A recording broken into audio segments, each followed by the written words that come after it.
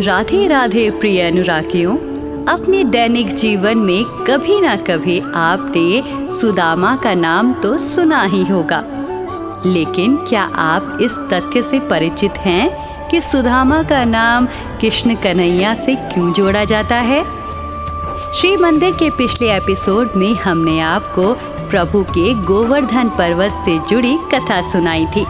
आइए आज हम सुदामा के साथ जुड़ी एक कथा के बारे में बात करते हैं। स्नेहियों, निस्वार्थ प्रेम और मोक्ष के दाता पुरुषोत्तम भगवान श्री कृष्ण अनन्य व अनादि अनंत हैं। तभी तो द्वापर युग में उनके द्वारा की गई लीलाओं का भी कोई अंत नहीं था। परमेश्वर ने अपने कृष्ण अवतार में मानव जीवन के हर स्नेह संबंध को बड़ी ही पूर्णता के साथ निभाया था। चाहे मातृ या पितृ संबंध हो या फिर निष्पाप प्रेम और मित्रता, हर संबंध की श्रेष्ठता की जीवंत सीख मधुसूदन ने इस संसार को दी है। उनके ऐसी ही एक स्नेह संबंध का उदाहरण सुदामा से उनकी मित्रता थी, जिसकी मिसाल आज भी इस संसार में दी जाती है। बाल्यावस्था में जब नंद बाबा ने श्री कृष्ण को ऋषि संदीपन के यहाँ शिक्षा प्राप्त करने के उद्देश्य से भेजा था, तब वहीं उनकी मुलाकात एक ब्राह्मण बालक से हुई जिसका नाम सुदामा था। वहाँ रहते हुए इन दोनों में एक मनोरम मैत्री उत्पन्न हुई, जो आगे चलकर एक पक्की मित्रता में परिणत हो गई। ये गहरी मित्रता गुरुकुल के साथ साथ ब्रज के चारों ओर भी फैलने लगी। दोनों गुरुकुल में एक साथ रहते, शिक्षा प्राप्त करते और दो शरीर एक प्राण के समान नजर आते थे। कुछ समय पश्चात जब गुरुकुल में शिक्षा प्राप्त करने की अवधि समाप्त हुई, तो दोनों मित्रों को ये आभास हुआ कि अब उन दोनों के अपने अपने मार्ग जाने का समय आ गया है। ये सोचकर दोनों मित्र बहुत उदास हो गए और गले मिलकर एक दूसरे को नम आंखों से विदा किया। इसके बाद कई वर्ष बीत गए और सुदामा की अवस्था खराब होती चली गई।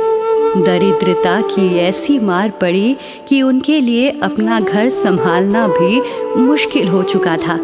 सुदामा के घर में उनके अलावा उनकी पत्नी और बच्चे भी थे, जिन्हें कभी खाना नसीब होता और कभी उन्हें भूखे पेट ही रहना पड़ता था। सुदामा जैसे अति ब्रह्मज्ञानी, प्रभु भक्त और निर्मम ब्राह्मण को ऐसे फटे पुराने वस्त्रों में देखना आस पड़ोस के लोगों को भी दुखी कर देता था। एक दिन दरिद्रता से थक हार चुकी सुदामा की पतिव्रता पत्नी उनके पास आई और कहा, हे स्वामी, हम दोनों भले ही क्षुधा की ज्वाला सह भी ले, लेकिन उन निष्पाप शिशुओं का क्या? उनके भूख की अग्नि को किस प्रकार शांत करेंगे आप? अपनी भार्या के मुख से ये बात सुनकर सुदामा का हृदय अत्यंत व्यथित हो उठा। अपने पति को चिंता में देख वो फिर बोली, जगत पालक श्री कृष्ण स्वयं आपके सखा हैं, आप उनके शरण में क्यों नहीं जाते? वो हमारी इस करुण अवस्था का निराकरण अवश्य कर सकेंगे।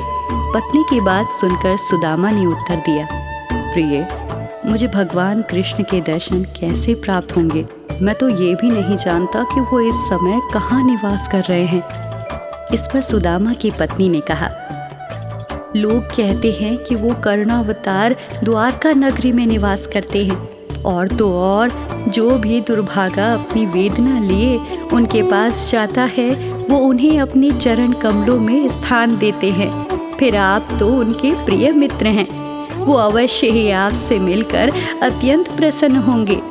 पत्नी के कई बार नम्रता से विनती करने पर सुदामा ने अपने मन में सोचा, धन संपदा ना सही, कम से कम इसी बहाने श्री कृष्ण के दर्शन तो हो ही जाएंगे। ये सोचकर अगली सुबह वो द्वारका के लिए निकल पड़े। द्वारका पहुंचने पर अन्य कई ब्राह्मणों के साथ सुदामा श्री कृष्ण के उस महल तक पहुंचे, लेकिन द्वारपालों ने उन्हें अंदर जाने से रोक दिया, जिस पर सुदामा ने उन्हें बताया कि वो श्री कृष्ण के मित्र हैं। ये सुनते ही द्वारपालों की व्यंग्यात्मक हंसी छूट गई। उन्होंने सोचा, भला ऐसे फटे चिटे वस्त्रों वाला गरीब ब्राह्मण हमारे राजाधिराज का मित्र कैसे हो सकता है। अंततः उनमें से एक द्वारपाल ने अंदर जाकर श्री कृष्ण से सुदामा के आने की बात कही। पर जैसे ही श्री कृष्ण ने सुदामा का नाम सुना, वो सिंहासन से उठ खड़े हुए और द्वार की ओर दौड़ पड़े। सुदामा के पास पहुंचते ही प्रभु ने उन्हें स्नेह से गले लगा लिया। वहां उपस्थित सभी के लिए ये दृश्य अत्यंत आश्चर्य कर देने वाला था। कहाँ महाराजा धीराज और कहाँ ये साधु। एक अभूतपूर्व अश्रुपूर्ण मिलन के बाद कन्हैया अपने परम मित्र को महल के अंदर ले गए और उनका आदर सत्कार किया।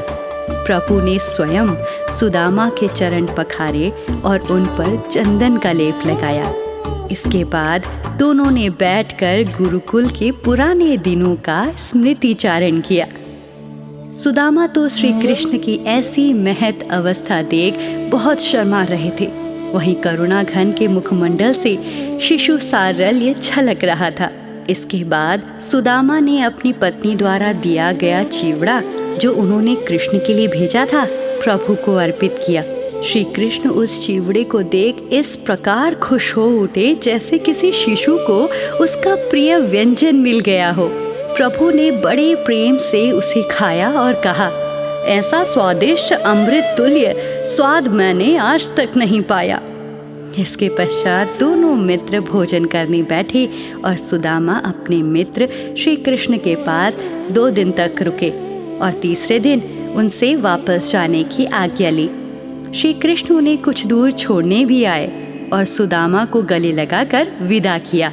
रास्ते में सहसा सुदामा को लगा कि अपनी पत्नी के कहे अनुसार मैं तो श्री कृष्ण से कुछ भी नहीं मांग पाया। अब अगर वो पूछेगी कि क्या लाए तो मैं क्या उत्तर दूंगा। ये सब सोचते सोचते जैसे ही सुदामा घर पहुंचे तो उन्हें अपनी टूटी फूटी कुटिया के स्थान पर एक भव्य महल दिखा। सुदामा की पत्नी उस प्रांगण से बाहर आई और अपने पति से कहा, आपके सखा सच में तारणहार हैं। उन्होंने हमारी दशा बदल दी। ऐसी ही पवित्र थी प्रभु की मित्रता। भक्तों, मित्रता ऐसी ही होनी चाहिए, अत्यंत सरल एवं निस्वार्थ। कृष्ण लीलाओं के आगे आने वाले अध्याय में हम आपको भगवान के दुष्ट दमन की एक और कथा से परिचित कराएंगे। बने रहिए हमारे साथ। प्रभु का नाम लीजिए और कहिए, जय श्री कृष्ण।